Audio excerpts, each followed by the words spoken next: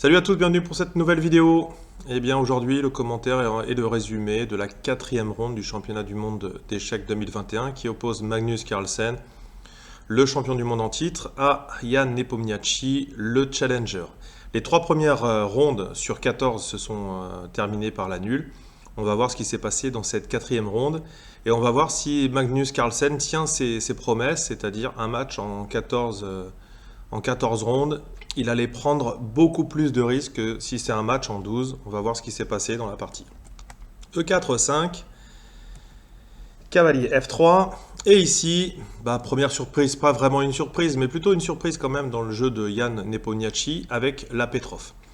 Alors, la Petrov, elle a déjà été jouée par Jan, surtout la variante qu'on va voir avec les blancs. Donc là, c'est avec les noirs. Et ici, eh bien, reprise du pion. On a plusieurs variantes avec D4. Mais déjà, c'est quand même une variante qui a la réputation d'être annulante, avec 60, à leur niveau bien sûr, 62% de matchs nuls avec la variante qui a été jouée D6.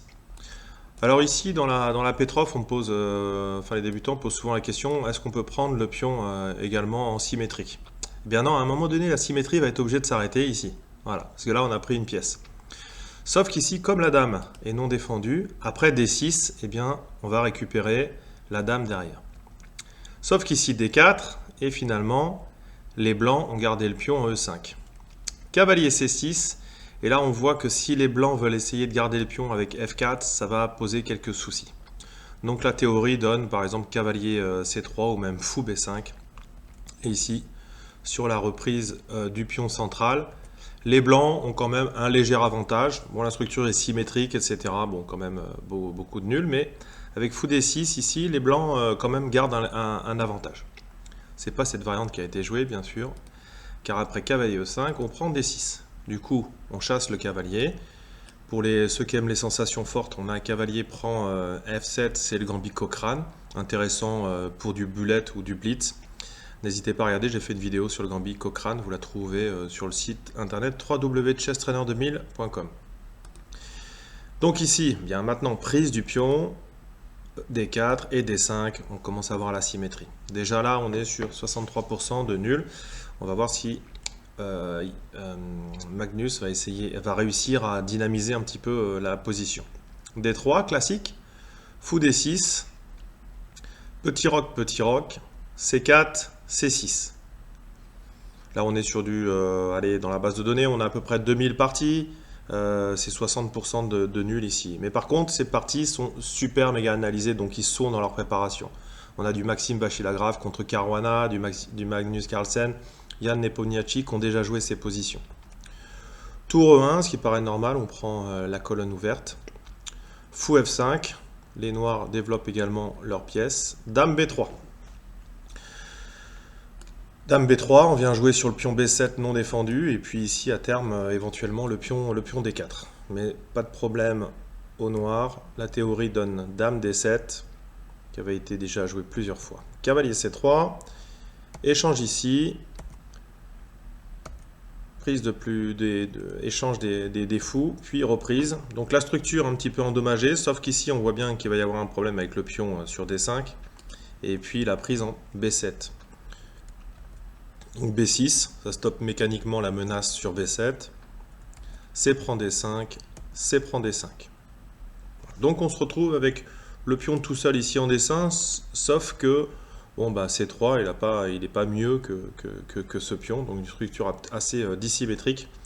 Et là, dans la base de données, on est sur du 95% de matchs nuls, donc on sent que voilà, ils sont dans leur prépa et puis on va voir ce que Magnus a prévu. Il y a forcément quelque chose de prévu.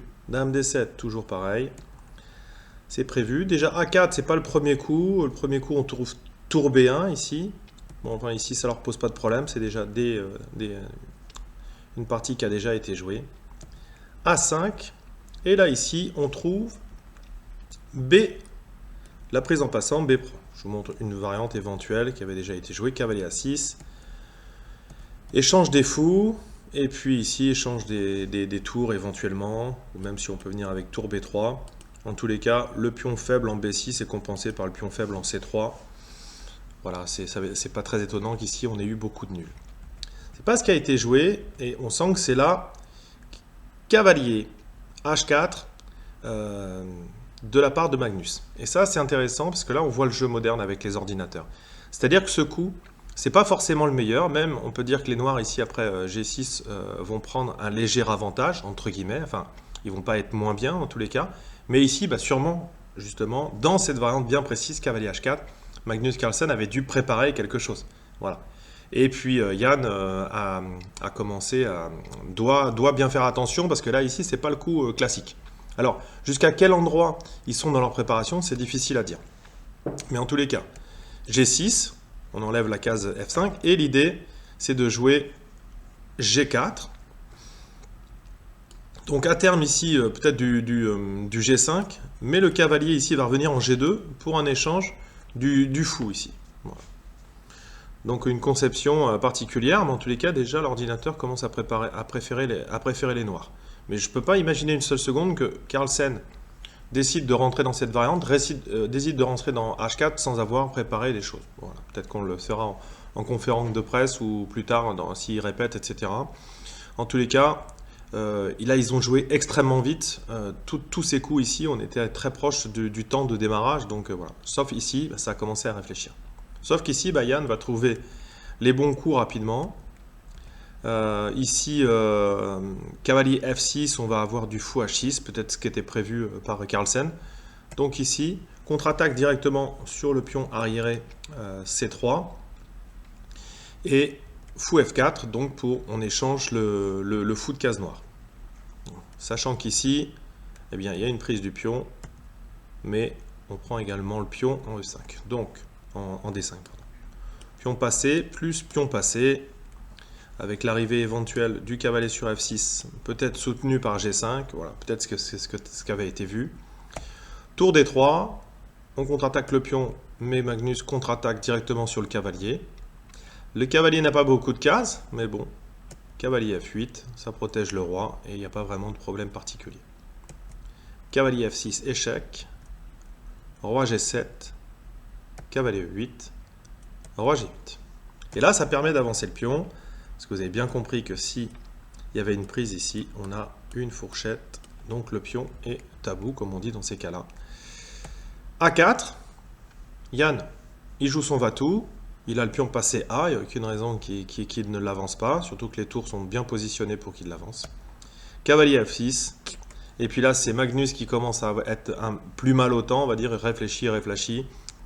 Et on sent qu'ici, eh bien, malheureusement, on va tranquillement glisser vers la nulle, surtout que Magnus Carlsen a une possibilité de répéter. Donc il a réfléchi pour voir s'il n'y avait pas mieux. Cavalier E8, roi G8, cavalier F6, etc. On peut voir ce qui se passe sur H8, roi H8. Donc cavalier F6, il y avait quand même possibilité de toute façon, avec l'attaque du pion ici, de répéter la position, de revenir en G7. Et puis quelque chose d'un peu plus différent pour les blancs, avec H4. Donc ici, Yann, peut-être cette position ne lui plaisait pas trop, donc à chaque fois, systématiquement, il est plutôt revenu sur G8. Et puis ici, la position s'est terminée par la nulle. Donc, 4 rondes, 4 nuls. Il en reste plus que 10 pour faire la différence, en tous les cas, sur les parties lentes. Les promesses, bon, je trouve franchement qu'elles n'ont pas été tenues. Alors bon, cavalier H4, c'est pas facile maintenant, ils ont des ordinateurs, ils sont extrêmement forts. Hein. Yann Nepomniachtchi, s'il est challenger, c'est pas dû au hasard, donc c'est des forts joueurs. Mais bon, voilà, on en a déjà discuté, on va pas en parler à chaque fois, mais il va falloir trouver une autre méthode s'ils veulent dynamiser le truc, parce que rendre ça intéressant, si on va sur 14 nuls, ça va être difficile de pouvoir voilà, profiter de ça. Hein. Des passionnés, qui va regarder 6 heures de partie, les passionnés, ou alors on fait autre chose. C'est un débat en tous les cas. Voilà, j'espère qu'on va avoir des parties un peu plus animées, parce que même les 2 derniers championnats, on avait eu des parties beaucoup plus sympas à commenter en tous les cas. Là, jusqu'où ils étaient dans leur préparation, cavalier H4, peut-être même que Nepomniachtchi avait déjà vu ce coup-là, je ne sais pas, en tous les cas, il a joué extrêmement vite, il a extrêmement bien défendu. Pas de problème particulier. Bon écoutez, en tous les cas, on se retrouve demain pour la 5e ronde de ce championnat du monde, en espérant une partie peut-être plus animée. Merci de me suivre, je vous dis travaillez bien, soyez courageux et à bientôt. Ciao, ciao.